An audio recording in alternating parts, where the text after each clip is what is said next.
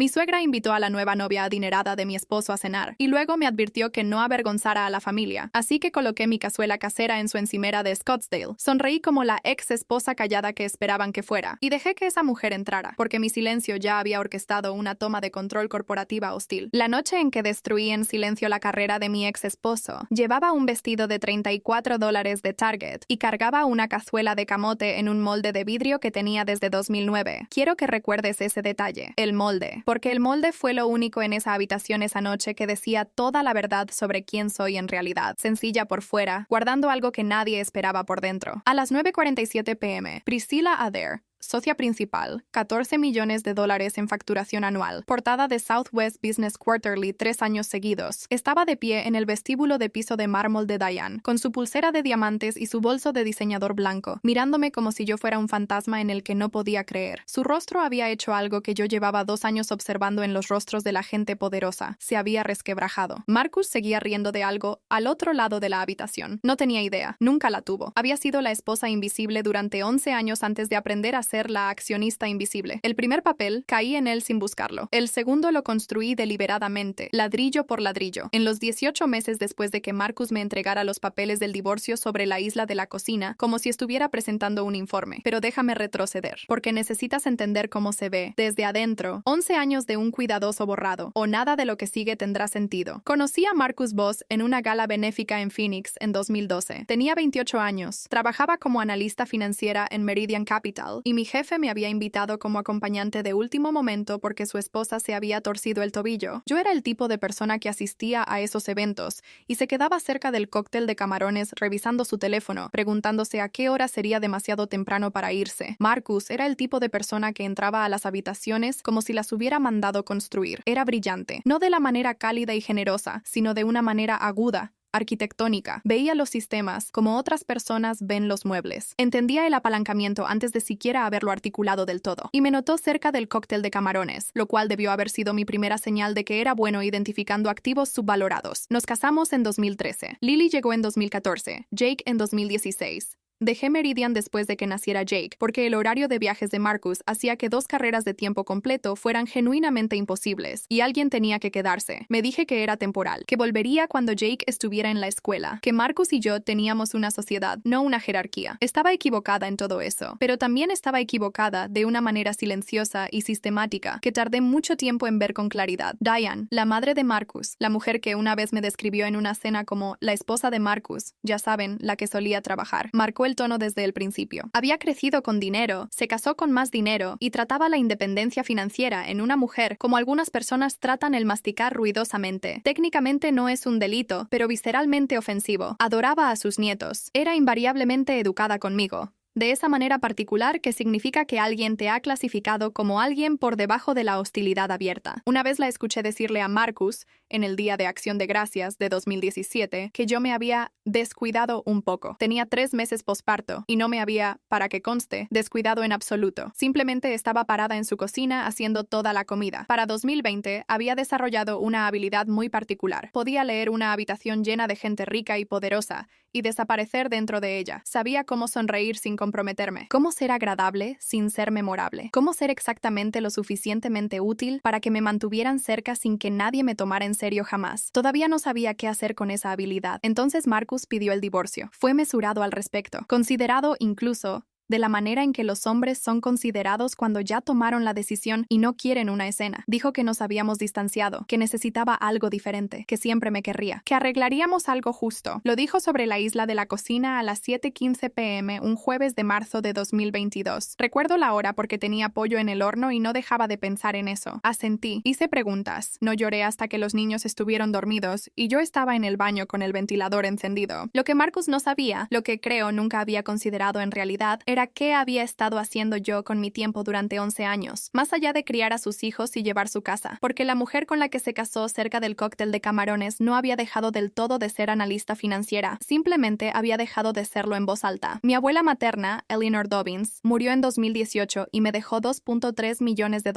No le había contado a Marcus el alcance completo de esa herencia, no por engaño, simplemente nunca surgió, de la manera en que estas cosas no surgen cuando tu esposo maneja todas las finanzas familiares y te ve saludé principalmente como la gerente operativa del hogar. Le mencioné una herencia. Dijo que eso era estupendo y me preguntó si había pensado en meterla en un fondo. Lo había pensado, con mucho cuidado. Llevaba 4 años manejando ese dinero yo misma para cuando Marcus me entregó los papeles del divorcio. Lo había estado haciendo de la misma manera en que hacía todo en esa casa, sin alardes, sin reconocimiento, sin que nadie prestara demasiada atención. Mi asesor financiero, Thomas Kessler, de Kessler Wealth Management, 22 años en capital privado, lo cual menciono no para impresionar, sino porque las credenciales importan en esta historia, me había ayudado a construir un portafolio que, para principios de 2022, había crecido de forma considerable, no dramáticamente, no de una manera que hiciera noticia, sino el tipo de crecimiento constante y estructural que la gente que entiende de dinero reconoce como intencional. Una de mis posiciones, ensamblada entre 2019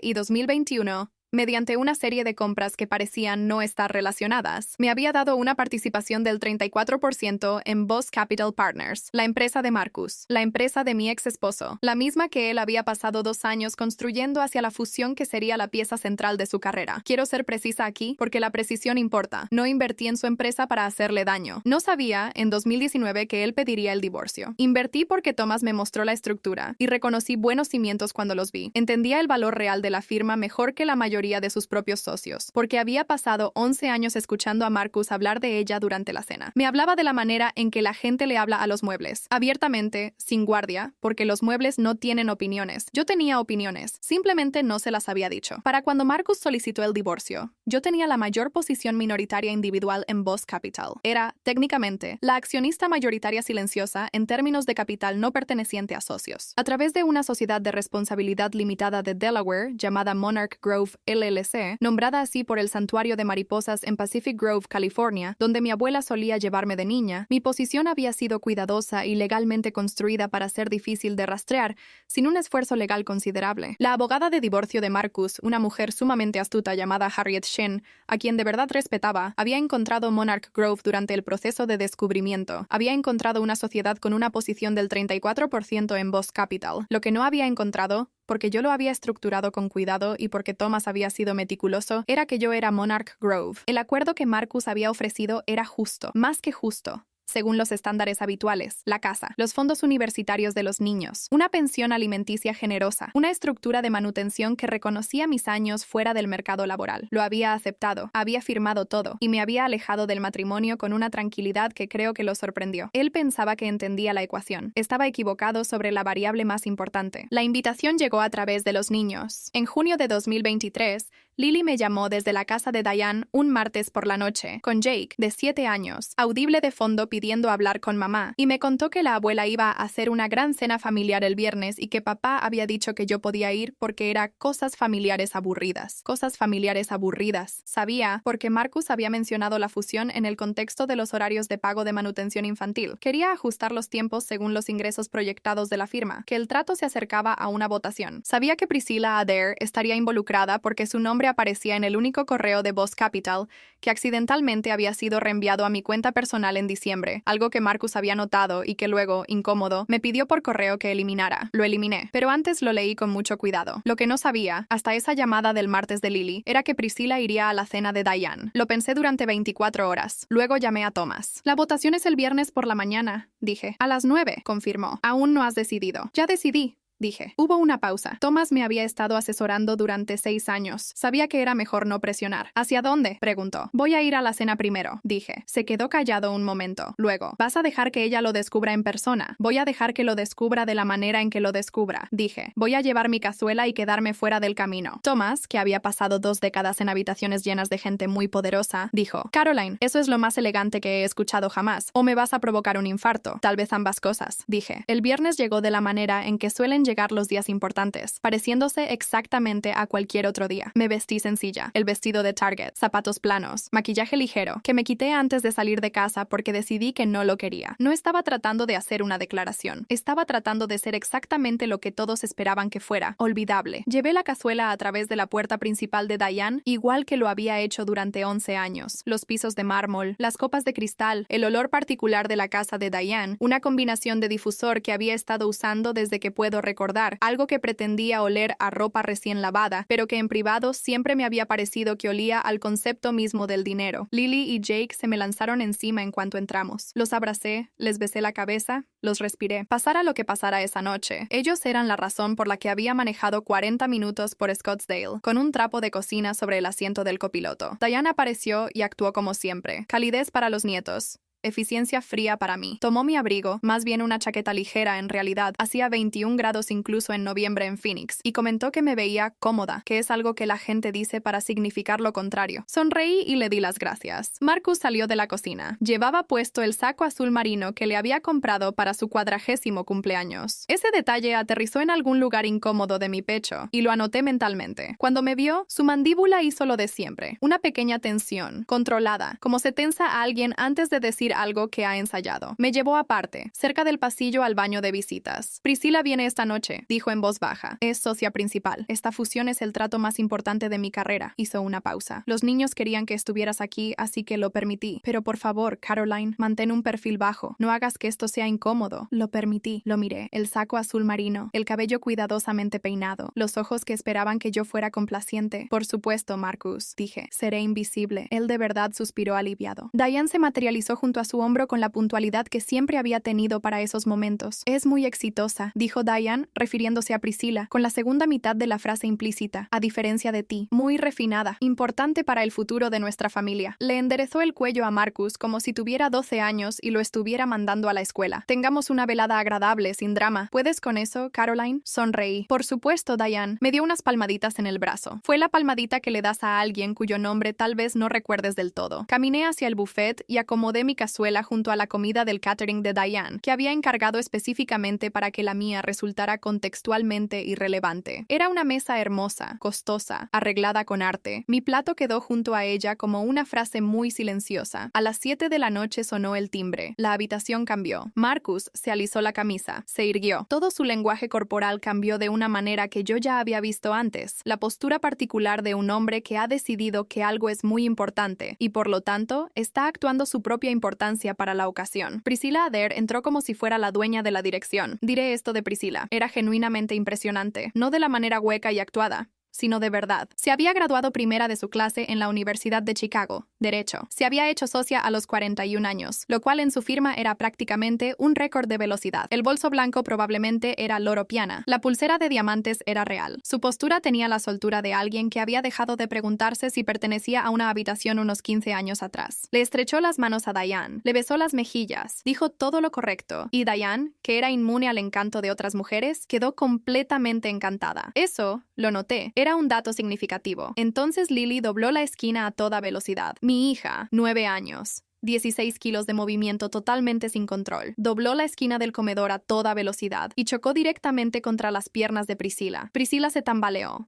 Dijo todo lo correcto. Y Diane, que era inmune al encanto de otras mujeres, quedó completamente encantada. Eso, lo noté, era un dato significativo. Entonces Lily dobló la esquina a toda velocidad. Mi hija, 9 años. 16 kilos de movimiento totalmente sin control. Dobló la esquina del comedor a toda velocidad y chocó directamente contra las piernas de Priscilla. Priscilla se tambaleó. Se sujetó del marco de la puerta. El bolso blanco se balanceó. Su tacón resbaló un par de centímetros sobre el mármol. Miró hacia abajo, a Lily, y en la fracción de segundo antes de controlar su rostro, algo lo cruzó. Irritación, rápida y clara y real. Desapareció casi de inmediato, reemplazada por una sonrisa suave y cálida. Pero yo llevaba 11 años estudiando rostros. Era muy buena captando esa fracción de segundo. Irritación. Hacia una niña de 9 años. Perdón, dijo Lily, sin inmutarse en lo más mínimo, con esos grandes ojos color café mirando hacia arriba. ¿Eres la amiga de papá? Sí, cariño, dijo Priscilla con suavidad. Soy la amiga de papá. Marcus apareció como si lo hubieran llamado. Tomó a Lily en brazos riendo demasiado fuerte, la risa de actuación, y la alejó del momento. Sus ojos cruzaron la habitación y encontraron los míos. Le devolví la mirada, con calma, con amabilidad. Él apartó la vista primero. Desde donde estaba yo, junto al buffet, Observé a Priscilla hacer lo que hace la gente poderosa cuando entra a una habitación desconocida. La inventarió. Sus ojos recorrieron el comedor, a la gente, la comida del catering, el cristal, catalogando todo, asignando valor, procesando. Sus ojos llegaron hasta mí, la mujer callada junto al buffet, sin maquillaje, vestido sencillo, sin joyas, la esposa sobrante, de pie en la mesa de comida en la fiesta de su ex suegra, porque sus hijos habían querido que estuviera ahí y se lo habían permitido. Priscilla comenzó a sonreír. Esa sonrisa particular, la conocía bien, la había recibido en diversas formas durante 11 años. El desdén educado que las mujeres de cierta posición le dan a las mujeres que han clasificado como irrelevantes. Entonces realmente miró mi rostro y se detuvo. Fue sutil. La sonrisa no murió, solo se pausó. Su cabeza se inclinó, apenas perceptiblemente. Algo en el fondo de su cerebro de abogada estaba detectando una conexión que su mente consciente aún no había alcanzado. Cruzó la habitación. El sonido de sus tacones se apagó cuando pasó de la madera a la alfombra. Se detuvo a 2 pasos de mí. Estudió mi rostro como se estudia algo cuando tu cerebro insiste en una conexión que no quieres hacer. Disculpa, dijo con cuidado. ¿Cómo dijiste que te llamabas? No lo dije, respondí. Pero es Caroline. Caroline Voss. Todavía uso ese apellido, legalmente, por los niños. La sangre desapareció de su rostro con una rapidez verdaderamente notable. Voss, repitió. La palabra salió apenas por encima de un suspiro, como en Voss Holdings. No dije nada. Al otro lado de la habitación, Marcus se reía de algo que dijo Diane, completamente relajado, completamente ajeno. La persona más importante de la habitación, hasta donde él sabía. La voz de Priscilla bajó a algo que era apenas sonido. Eres la accionista mayoritaria silenciosa. Las palabras salieron en el orden en que se fue armando la comprensión. La que ha estado bloqueando esta fusión durante 6 meses. Cada cláusula que no tenía sentido. Cada condición que nadie podía rastrear hasta un nombre. Sus ojos buscaron mi rostro. Eras tú. Silencio. Que era, como ella entendió correctamente, una respuesta en sí misma. Dios mío. Se llevó una mano a la boca. Un gesto que dudo que hubiera hecho en una sala de juntas en 20 años. Sus ojos se dirigieron a Marcus, riendo, con el saco perfectamente planchado, completamente inconsciente, y luego volvieron a mí. Él no tiene idea, ¿verdad? Ninguna, dije con tono agradable. La votación es mañana por la mañana. Su voz tenía la cualidad de alguien tratando de no entrar en pánico en un entorno público mientras entraba en pánico por completo. A las 9, toda su firma, todo lo que ha estado construyendo durante 2 años, todo pasa por ti. Estiré la mano y ajusté la cuchara de servir junto a mi cazuela. Lo sé, dije. Priscilla Adair no se había hecho socia principal a los 41 años por perder la compostura bajo presión. La recuperó en unos 6 segundos. La observé hacerlo.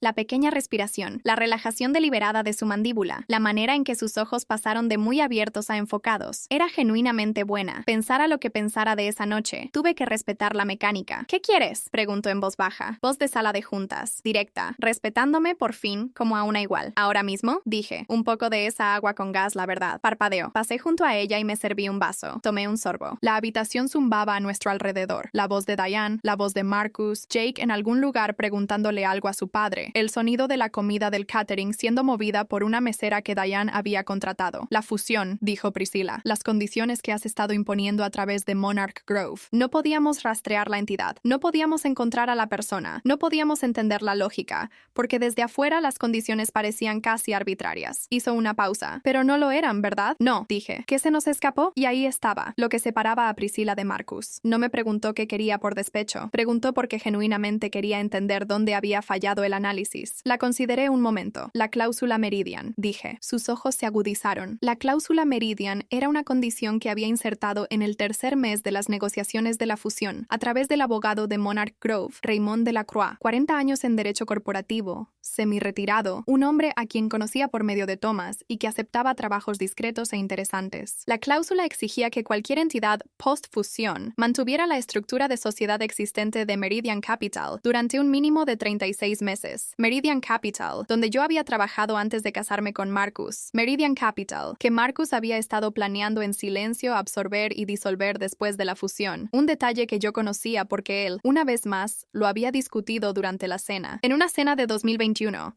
Cuando estaba planeando este trato, mientras yo le pasaba el pan. Meridian tiene 47 empleados. Dije. La mayoría lleva ahí más de una década. Las 3 socias fundadoras, Helen Marsh, David Osei, Cynthia Bretos, construyeron esa firma desde cero. El plan de Marcus era absorberlos y recortar el 60% del personal en 18 meses. Tomé otro sorbo de agua con gas. Nunca lo ha mencionado ni una sola vez en toda la documentación de la fusión. Priscilla se quedó muy quieta. Le dijo a tu firma que la integración de Meridian se manejaría con cuidado por las relaciones existentes, dije. Le dijo a sus propios socios que era una adquisición estratégica de talento. No le dijo a nadie lo que en realidad planeaba, que era tomar sus activos y disolver su infraestructura. Los estabas protegiendo, dijo Priscilla lentamente. Helen Marsh me dio mi primer trabajo al salir de la maestría, dije. Me contrató cuando tenía un promedio de 3.2 y ningún contacto, y pensó que yo mostraba potencial. Me escribió una tarjeta cuando nació Lily. Dejé el vaso. No iba a permitir que Marcus vaciara su firma y lo llamara adquisición estratégica de talento. Silencio. Desde el otro lado de la habitación, otra vez la risa de Marcus. Fácil, segura. Si presento esos términos a los socios de Marcus mañana, dijo Priscilla, la fusión muere. Todo su trato muere. Si hubiera sido honesto sobre sus planes para Meridian, dije, podríamos haber estructurado algo que funcionara. Meridian pudo haber sido una integración verdadera. Hay otras 3 formas en que este trato pudo haberse construido y que yo habría aprobado hace 18 meses. La miré directamente. Él no quería estructurarlo con honestidad. Quería lo que quería y planeaba ocultar cómo iba a conseguirlo. Priscilla guardó silencio un largo momento. ¿Sabes lo que esto significa para él? Dijo. Sí. Su reputación con los socios. El tiempo invertido.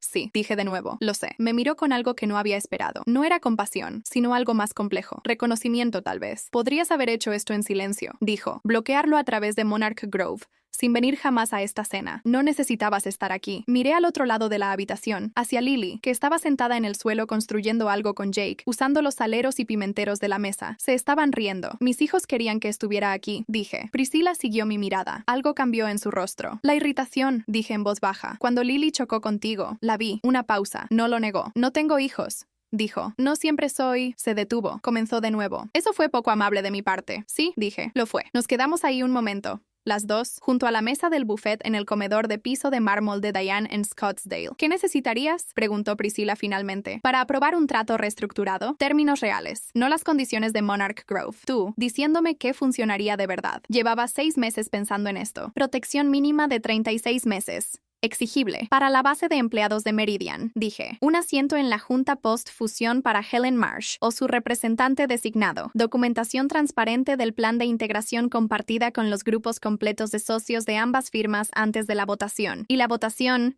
añadí, pospuesta 90 días para que los términos reestructurados puedan revisarse adecuadamente. Priscilla se quedó callada. 90 días acaban con el cronograma de Marcus. Dijo. El cronograma de Marcus fue construido para ocultar la situación de Meridian. Dije. Un trato legítimo no necesita ese cronograma. Me miró durante un largo rato. Luego sacó su teléfono. A las 8:47 am del sábado, 13 minutos antes de que la votación estuviera programada para comenzar, Priscilla Adair envió un correo al grupo completo de socios de su firma y al grupo de socios de Boss Capital. Lo sé porque Thomas me lo reenvió a las 8:52. No agregó ningún comentario, solo el correo. El correo tenía 3 páginas. Exponía, con la prosa legal precisa y metódica de Priscilla, las discrepancias entre el plan de integración declarado de Marcus para Meridian y sus comunicaciones internas documentadas sobre el plan real. Hacía referencia a documentos del proceso de descubrimiento que su firma había recibido, pero no había examinado del todo. Proponía una postergación de 90 días y términos reestructurados. No me mencionaba. No mencionaba Monarch Grove. No mencionaba la cena. Hasta donde sabían los grupos de socios era simplemente Priscilla Adair haciendo lo que se le conocía por hacer, identificar riesgos antes de que se convirtieran en responsabilidades. A las 9:03, la votación se pospuso. A las 9:47, según Thomas, Marcus llegó a las oficinas y encontró la reunión aplazada y el correo en su bandeja de entrada. Yo estaba en un mercado de agricultores con los niños a las 9:47. Estábamos comprando miel. Jake había encontrado un puesto que también vendía geodas y estaba en proceso de armar un argumento muy apasionado sobre por qué necesitaba 6 de ellas. Mi teléfono vibró. Marcus llamando. Dejé que fuera al buzón de voz. Dejó un mensaje que duró 12 minutos. Lo escuché después, cuando los niños estaban almorzando. Pasó por varias fases. Confusión, luego alarma creciente, luego enojo, luego una sección larga que era esencialmente negociar con alguien que no estaba al teléfono, luego algo que se acercaba a una disculpa y luego se desviaba de ella, y finalmente una sección final que era mayormente su voz apagándose, lo cual fue lo más honesto que había sonado en probablemente 3 años. Lo llamé de vuelta esa noche. ¿Cuánto tiempo? Dijo, antes de que yo pudiera hablar siquiera. El suficiente, dije. ¿Por qué no? Se detuvo. Volvió a empezar. ¿Por qué las condiciones? ¿Por qué no simplemente decírmelo? ¿Confrontarme? ¿Por qué todo esto? ¿Me habrías escuchado? Dije. Silencio. Si te hubiera llamado después del divorcio y te hubiera dicho que era dueña del 34% de tu empresa, dije. ¿Qué habría pasado? No respondió, porque los dos lo sabíamos. Se habrían involucrado abogados. Se habría convertido en una disputa sobre el acuerdo. sobre la divulgación, sobre lo que yo había ocultado. Habría sido una pelea, y en las peleas Marcus era muy bueno haciendo que la otra persona sintiera que era el problema. Lo había visto hacerlo durante 11 años. No estaba tratando de destruirte, dije. Estaba tratando de proteger a la gente de Helen, haciéndome quedar como un idiota frente a toda mi firma. Haciendo visibles los términos reales, dije. Lo que le hiciste a tu firma es lo que hiciste, Marcus. Yo no escribí esos correos internos sobre Meridian. Yo no decidí ocultar el plan de integración. Solo dejé de permitir que siguiera oculto. Otro largo silencio. Priscila me llamó esta mañana, dijo, después de la postergación. Supuse que lo haría. Dijo, se detuvo. Dijo que el trato reestructurado en realidad es mejor, más sólido a largo plazo. Que la protección de Meridian hace que la integración sea más estable. Una pausa. Dijo que quien fuera que hubiera construido las condiciones de Monarch Grove entendía el trato mejor que nadie en la sala. No dije nada. Eso fue un cumplido, dijo. Salió a medio camino entre una afirmación y una pregunta. Lo sé, dije. Se quedó callado un momento. La cláusula Meridian,